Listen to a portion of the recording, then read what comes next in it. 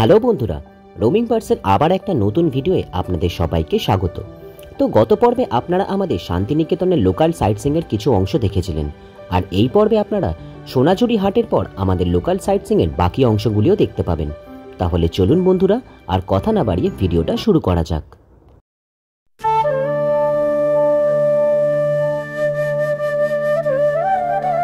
সোনাঝুরি হাট দেখে আমরা এখন চলে এলাম প্রকৃতি ভবন মিউজিয়াম দেখতে।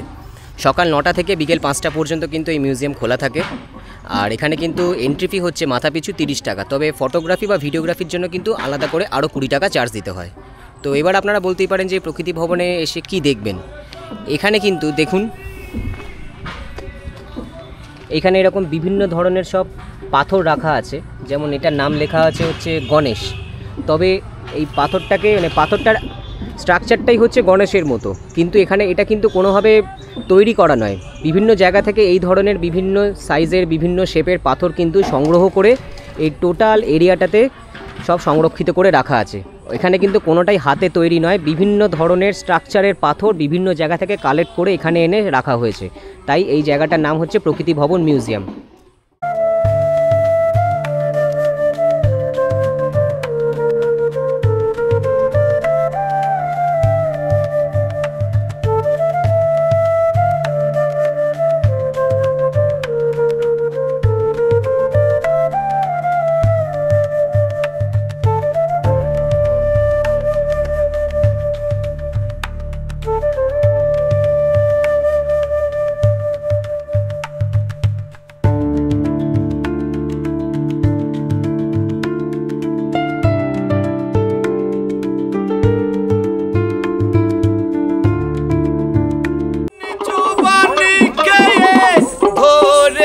বাবার পায়ে হে কান্ডারি আমায় বাঁচাও বাঁচাও, নদী ভরা ঢেউ।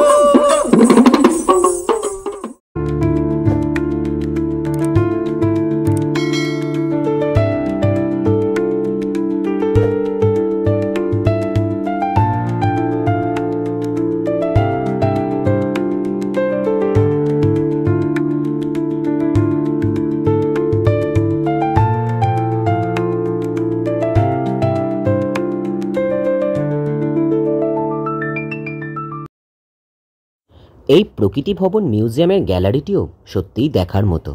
আপনারা এলে একদমই মিস করবেন না।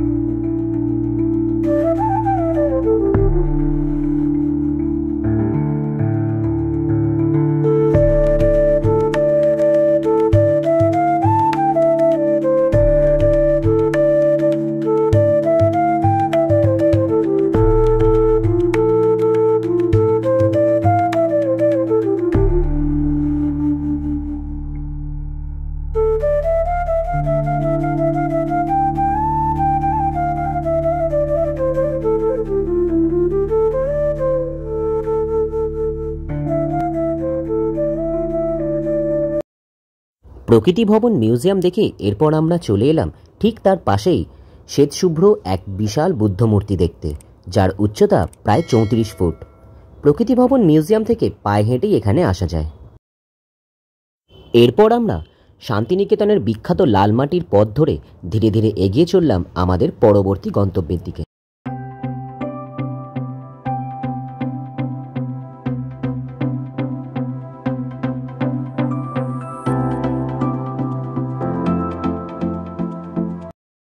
দেখতে দেখতে আমরা চলে এলাম আমার কুটির সোসাইটিতে।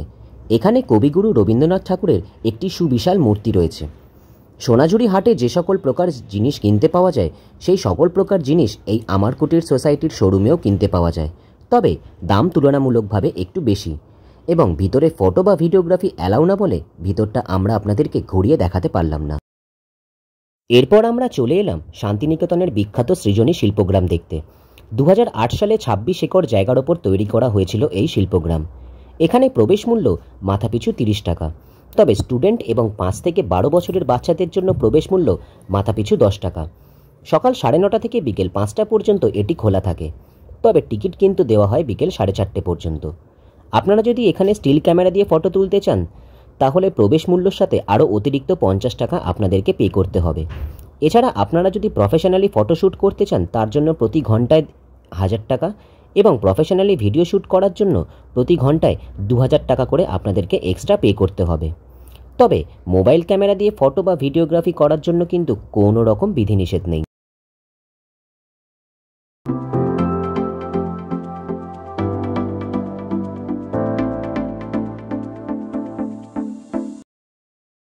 বিশাল বড় জায়গা জুড়ে এই শিল্পগ্রাম গড়ে তোলা হয়েছে, তাই হাতে বেশ খানিকটা সময় নিয়ে না আসলে পুরোটা ঘুরে দেখা একেবারেই অসম্ভব।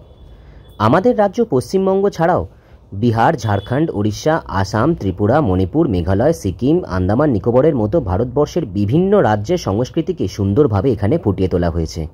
আর এসব দেখার পর আমাদের দেশ ভারতবর্ষের সাংস্কৃতিক মাধুর্য সম্পর্কে সত্যিই আমাদের গর্ব হয়।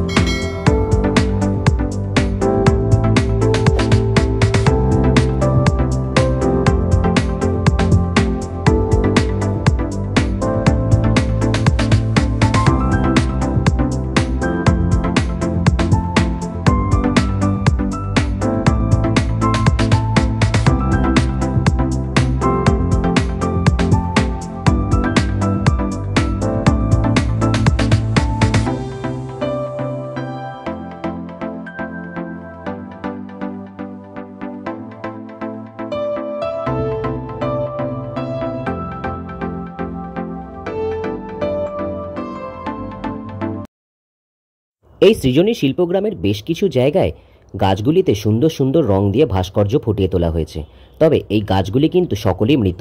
দূর থেকে এক নজরে দেখলে বোঝার উপায় নেই।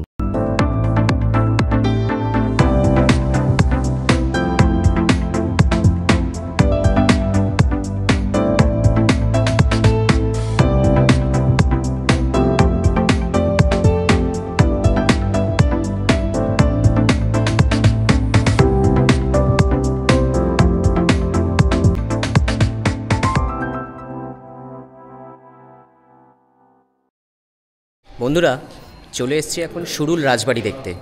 যদিও এটাকে অনেকে রাজবাড়ি বলেন, কিন্তু এটি কিন্তু রাজবাড়ি নয়, এটি হলো সরকার জমিদার বাড়ি এবং এই জমিদার বাড়ির বয়স প্রায় 300 বছরেরও বেশি। এখানে আগত পর্যটকদের জন্য মাথাপিছু 10 টাকা করে প্রবেশ মূল্য ধার্য করা হয়েছে।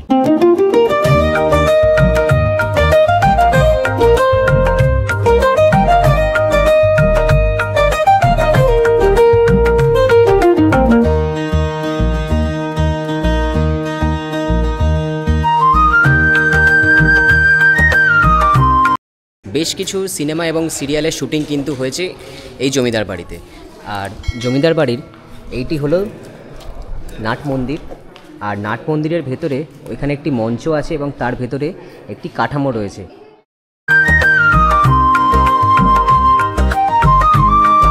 প্রত্যেক বছর দুর্গাপুজোর পর যখন বিসর্জন হয়ে যায় তারপরে কিন্তু সেই কাঠামোটা তুলে আবার এখানে রেখে দেওয়া হয়, আবার পরের বছর সেই একই কাঠামোতেই কিন্তু দুর্গাপুজো হয়। বন্ধুরা চলে এসেছি এখন বল্লভপুর ওয়াইল্ড লাইফ স্যাংচুয়ারি বা ডিয়ার পার্ক দেখতে। 1977 সালে কিন্তু এই পার্ক প্রতিষ্ঠিত হয়েছিল। এখানে আগে প্রবেশ মূল্য নিত হচ্ছে মাথাপিছু 100 টাকা করে, কিন্তু এখন প্রবেশ মূল্য লাগে না, কিন্তু সাথে আপনাকে যে কোনো একটি কিন্তু আইডি প্রুফের হার্ড কপি অবশ্যই ক্যারি করতে হবে। সে ভোটার কার্ড হোক বা আধার কার্ড হোক বা ড্রাইভিং লাইসেন্স যাই হোক না কেন, যে কোনো একটি কিন্তু আপনার পরিচয়পত্রর হার্ড কপি আপনাকে দেখাতে হবে, না হলে কিন্তু কোনো মতেই এখানে প্রবেশ করতে দেবে না। সকাল 9টা থেকে বিকেল 3:30 পর্যন্ত এই পার্ক খোলা থাকে। এখানে আপনারা স্পটেড বিয়ার মানে চিতল হরিণ দেখতে পারবেন, তবে এর সাথে সাথে কিন্তু ময়ূর বা বিভিন্ন ধরনের পাখি, বিভিন্ন ধরনের রং বেরঙের প্রজাপতি, সাপ, খরগোশ, এই ধরনের বিভিন্ন রকম পশু পাখিও কিন্তু আপনাদের দেখার এখানে সুযোগ রয়েছে। এছাড়াও এখানে শাল, পিয়াল, আমলকির মতো আরও বিভিন্ন ধরনের গাছপালা আপনারা দেখতে পাবেন। বিভিন্ন ধরনের মেডিকেল প্ল্যান্ট মানে যেসব উদ্ভিদ থেকে ওষুধ তৈরি হয় সেই সমস্ত কিছু কিন্তু আপনারা এখানে দেখতে পাবেন। তবে তাই শান্তিনিকেতনে এলে এই জায়গাটা একদম মিস করবেন না। তো চলুন আপনাদের এবার ভেতরটা ঘুরিয়ে দেখাই।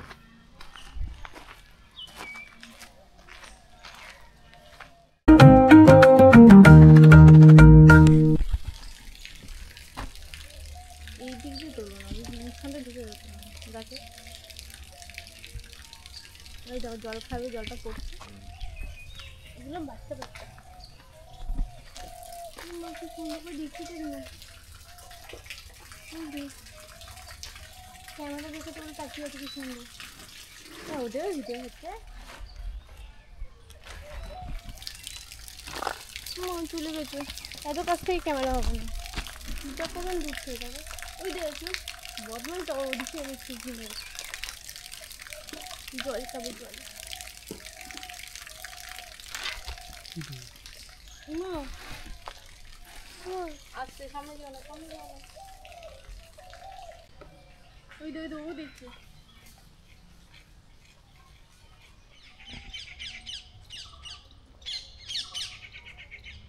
কি দেখছো তুমি? টিয়া পাখি ওই ওই উড়ে গেল।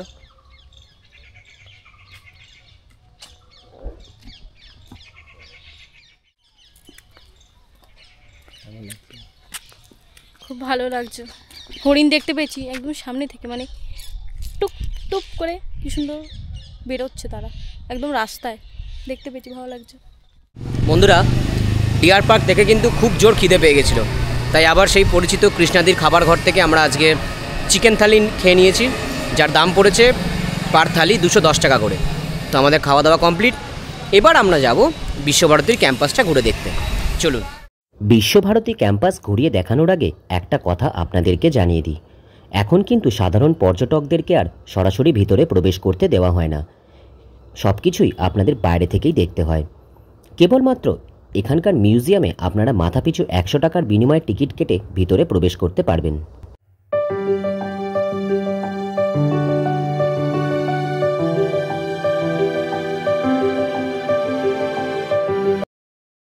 বিশ্বভারতীর ক্যাম্পাসের এই জায়গাটির নাম দ্বিজবিরাম।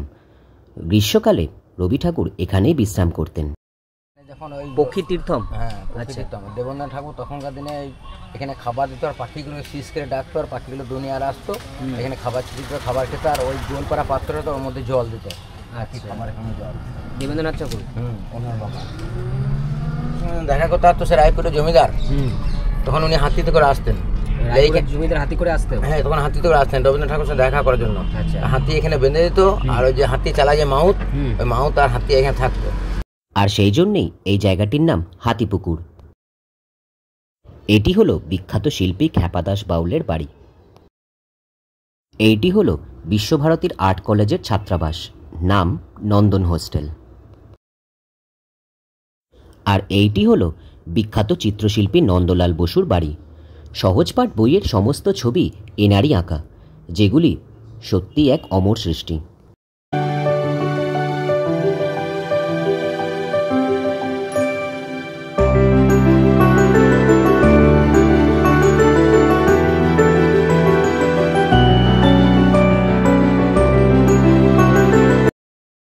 এইটি হলো নোবেলজয়ী বিশ্ববিখ্যাত অর্থনীতিবিদ অমর্ত্য সেনের বাড়ি, যার নাম প্রতীচী। বিশ্বভারতী ক্যাম্পাসের অন্যতম দর্শনীয় স্থান হলো এটি। এইটি হলো কলাভবন। বিশ্ববিখ্যাত ভাস্কর্য শিল্পী রামকিঙ্কর বেজের অমর সব সৃষ্টি রয়েছে এখানে। কাপড় কাছে ওই যে লালবান পুকুরটা দেখালাম, ওই যে ওখানে রোপারা কাপড় কাছে, ওই সিনটা এখানে করেছে। এটা ভাস্কর রামকিঙ্কর করেছিলেন। এইভাবে পরিবারটা এখান থেকে যাচ্ছিল রাস্তায়, তখন একটা মোড়াম রাস্তা ছিল, এই রাস্তা ছিল না। আর এই মা মাসি যখন কাজে যাচ্ছিল, তখন বাচ্চারা পিছন দিকে মায়ের আঁচল ধরে টেনেছে। হ্যাঁ, তখন ওই মাসি মা হাত না ধরে মাসি হাত ধরে ধরেছে। ও আচ্ছা, বাচ্চারা পেছন থেকে কাপড় টেনে ধরেছে বলে মা বলে ডেকে মাকে আঁচলটা টেনে ধরেছে। তারপরে তখন মাসি হাত ধরে ধরেছে বাচ্চাটাকে। তার জন্য স্ট্যাচুটার নাম দিয়ে দিয়েছে মায়ের থেকে মাসির দরদ বেশি। মীরা দেবীর বাড়ি নাম কি বললো বাড়িটার? মালঞ্চ। মালঞ্চ, আচ্ছা। এইভাবে যাচ্ছিল মোরাম রাস্তা দিয়ে যাচ্ছিল, তখন এটাও ভাস্কর রামকিঙ্কর করবে দেখা ট্যাকচার তৈরি করে কাঁকর মাটি সিমেন্ট মাখিয়ে ওই ছুঁড়ে ছুঁড়ে ছুঁড়ে ছুঁড়ে ওইভাবে তৈরি করেছে। এটা অন্ধ, দুজনে দেখতে পায় না। কুকুরটা পথ দেখে নিয়ে যাবে, মাথায় মাদুর নিয়ে চলে যাচ্ছিল।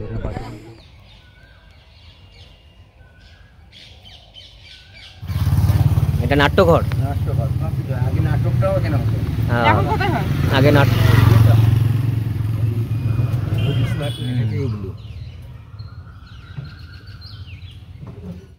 Art gallery. আকৃতিটা সারেগামা করে যেটা, হ্যাঁ সারেগামা যেটা, হ্যাঁ তার সেই মুখের আকৃতি। আচ্ছা, সারে গামা যে মুখটা যেরকম হবে, মুখটা যেরকম হবে সেই রকম ভাবে ঠোঁটের আকৃতি করা আছে। আচ্ছা, বাহ। আর এই জায়গাটি হলো সেই বিখ্যাত ছাতিমতলা। আগে অবশ্য পুরো জায়গাটির নাম ছিল ভুবনডাঙ্গা। কবিগুরু রবীন্দ্রনাথ ঠাকুর যখন প্রথমবার এখানে এসেছিলেন, প্রথম দর্শনেই এই জায়গাটি ওনার ভালো লেগে গেছিল। তখন এখানে কর্মরতা কিছু আদিবাসী মহিলাদেরকে দেখে তিনি জিজ্ঞেস করেছিলেন এই জায়গাটি কার। উত্তরে তারা জানিয়েছিলেন জায়গাটি রায়পুরের জমিদার বাবুর। তখন কবিগুরুর আহ্বানে জমিদারবাবু তার সঙ্গে এখানে দেখা করতে আসেন এবং কবিগুরুর পছন্দ শুনে তিনি এই জায়গাটি তাকে উপহার হিসেবে দিতে চেয়েছিলেন। কিন্তু রবি ঠাকুর বলেছিলেন তিনি উপহার হিসেবে নয়, জায়গাটি পাকাপাকিভাবে তার নিজের নামে লিখিয়ে নিতে চান। তাই তখনকার দিনে কলকাতায় মাত্র 1 টাকার বিনিময়ে রায়পুরের জমিদারবাবু রবীন্দ্রনাথ ঠাকুরকে এই পুরো জায়গাটি লিখে দিয়েছিলেন। এবং আজও সেই রীতি মেনে বিশ্বভারতীতে কোনো অনুষ্ঠান শুরু হওয়ার আগে সবার প্রথমে এই ছাতিমতলাতেই তার সূচনা করা হয়।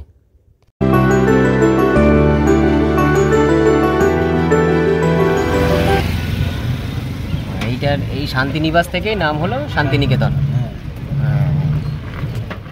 আর এই হলো সেই বিখ্যাত উপাসনা গৃহ বা কাঁচের ঘর, যা পুরোটাই বেলজিয়াম কাঁচ এবং ইটালিয়ান মার্বেল দিয়ে তৈরি। প্রত্যেক সপ্তাহে বুধ এবং বৃহস্পতিবার ভোরবেলা এখানে উপাসনা বা প্রার্থনা করা হয়। মেয়েদের কি ড্রেস বললে? মেয়েদের ড্রেস হবে হলুদ শাড়ি, খয়েরি পাড় আর সাদা ব্লাউজ। আচ্ছা, আর ছেলেদের? আর ছেলেদের হবে হলুদ পাঞ্জাবি আর সাদা পায়জামা। এই ড্রেস ছাড়া উপাসনা গৃহে ঢুকতে পারবে না। আর এই হলো সেই বিখ্যাত তালধ্বজ। একটি কুঁড়ে ঘরের ওপর বিশাল লম্বা একটি তাল গাছ দাঁড়িয়ে রয়েছে। আর এইটি দেখেই রবি ঠাকুর লিখেছিলেন সেই বিখ্যাত কবিতা, তাল গাছ এক পায়ে দাঁড়িয়ে সব গাছ ছাড়িয়ে। ক্লাব মোড়, হ্যাঁ ক্লাব মোড়। এই কারণে কার ক্লাব মোড় নাম। এখানে রবীন্দ্র ঠাকুর আর একজন PM সাহেব বলেছিলেন। আচ্ছা, ওনারা এখানে বসে আড্ডা মারতেন এই মোড়টায়। ওই মোড়টা তার যেটা জায়গা আছে ওই জায়গাতে বসে আড্ডা মারতেন। ওই জায়গাটার নাম হচ্ছে পান্থশালা। পান্থশালা। আর এই রাস্তাটা মোরাম রাস্তা ছিল। এই মোরাম রাস্তায় যারা চৈত্র বৈশাখ মাসে যারা যাওয়া আসা করতো তাদেরকে ছোলা গুড় আর জল পান করাতো।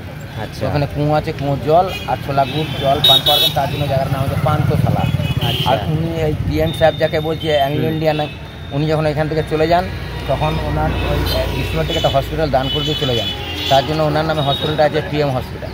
আচ্ছা, ওই জন্য এই মোড়টার নাম হচ্ছে ক্লাব মোড়। আচ্ছা, এইটাই পান্থশালা, এটাই তো ওই 3 পাহাড় বট গাছ। এই বট গাছটি কোপাই নদীকে তুলে এনে বসিয়েছিলেন, তখন নাম দিয়ে দিলেন দেবেন্দ্র ঠাকুর বলে হ্যাঁ এই গাছটা বসালি যখন 12 বছর বয়স, তখন ওই গাছ নাম দিয়ে তখন 3টে নুড়ি দিয়ে বসিয়েছিলেন, তার জন্য নাম দিয়ে দিল 3 পাহাড় বট গাছ। আচ্ছা, এইখানে বসে কবিতারা লিখেছিলেন আমাদের এখানে বসে লিখেছিলেন। আচ্ছা, কোপাই নদী থেকে চারাটা তুলে নিয়ে এসেছিলেন যে ওখান থেকে, কোপাই নদী গিয়েছিলাম। আচ্ছা, আর একটা কবিতা লিখেছিলেন যেটা কোমরপাড়া গরু গাড়ি বোঝাই করা কলসিয়ারি। এখানে যখন বসেছিলেন তখন ওই যে পুরনো মেলা মাঠটা দেখালাম, পুরনো মেলা মাঠে যখন ওখানে আপনার ওই মেলাটা বসেছিল কুটির শিল্প মেলাটা, তখন এখান থেকে গরু গাড়িতে করে ওই কুমোরদের জিনিসপত্র নিয়ে যাচ্ছিল। তখন রবীন্দ্র ঠাকুর বললো এটা তোমরা এখানে মেলাতে যাচ্ছ? বলে হ্যাঁ মেলা যাচ্ছি। বলে মেলাতে যাচ্ছ তাহলে এটা এই গাড়ি চালাচ্ছে, বলে নাম হচ্ছে বংশী, আর তোমার নাম কি? মদন। মানে তখনই কবিতাটা গেলো যে সঙ্গে যে যায় ভাগ্নে মদন, কি কুমোরপাড়া গরু গাড়ি বোঝাই করা কলসিহারি, সঙ্গে কে যায় ভাগ্নে মদন, গাড়ি চালায় বংশী মদন। হ্যাঁ, এই নাম করে তখন এই কবিতাটা এখান থেকে লিখেছে। আনন্দ পাঠশালা, আনন্দ পাঠশালা যেটা ওই ওনার স্ত্রী করেছিলেন। হ্যাঁ, আনন্দ পাঠশালা। এইখানে বাচ্চাদেরকে এখনো পর্যন্ত মাটিতে বসে পড়াশোনা করানো হয়। ওই ঢিপি আছে ওগুলো আপনার টিচাররা বসে থাকেন, যখন বর্ষাকালে জল হয় তখন ওই যে মাটি বাড়িতে দিয়েছেন ওইখানে বাচ্চাদেরকে নিয়ে পড়াশোনা করানো হয়। আর যখন আপনার কলকাতা জোড়াসাঁকো বাড়িতে যখন দেবেন্দ্র ঠাকুর মারা গিয়েছিলেন, ওনার দেহটা 1 ঘন্টার জন্য ওই বাড়িতে এনে রেখেছিলেন। আর ওই একটা হলুদ বাড়ি দেখা যাচ্ছে, ওই হ্যাঁ ওই বাড়িটা হচ্ছে দেউলি বাড়ি। ওই বাড়ি থেকে বসে গীতাঞ্জলি উপন্যাসটা লেখা হয়েছে। আচ্ছা, হ্যাঁ, আর বাচ্চারা এখান থেকে পেরিয়ে এসে এই পুকুরে চলে যেত, জল ছিল যখন পড়ে যেত নেমে যেত, তার জন্য এখানে বাউন্ডারি দিয়ে দিয়েছে যাতে বাচ্চারা ওখানে যেতে না পারে। ওটা হচ্ছে তাল পুকুর, একটা বাবুদের তাল পুকুরের একটা কবিতা আছে, সেই পুকুর ওটা। আচ্ছা, অনেক তাল গাছ ছিল, বাচ্চারা মারা গেছে, কিছু তাল গাছ এখনো আছে। আর বাবুদের তালপুরে কবিতাটা যেটা আছে সেই কবিতা। বাহ, সব এই নাটকের রিহার্সাল হয় না? ওই রিহার্সাল ওখানে হয়, অনুষ্ঠানগুলো সব এখানে। ও, অনুষ্ঠানগুলো সব এখানে হয়, লিপিকা। আচ্ছা, তো বন্ধুরা, এভাবেই শেষ হলো আমাদের শান্তিনিকেতন ভ্রমণ পর্ব। কেমন লাগলো অবশ্যই কমেন্ট করে জানাতে ভুলবেন না কিন্তু। আর ভিডিওটা ভালো লেগে থাকলে অবশ্যই একটা লাইক আর শেয়ার করে দেবেন। আর এরকম আরও অনেক সুন্দর সুন্দর নতুন ভিডিও দেখার জন্য কিন্তু অবশ্যই চ্যানেলটা সাবস্ক্রাইব করে পাশে থাকা বেল আইকনটি প্রেস করে দেবেন। আজ এই পর্যন্তই। নতুন কোনো ভিডিও নিয়ে এরপর আপনাদের সঙ্গে আবার দেখা হচ্ছে খুব তাড়াতাড়ি। ততক্ষণের জন্য টাটা।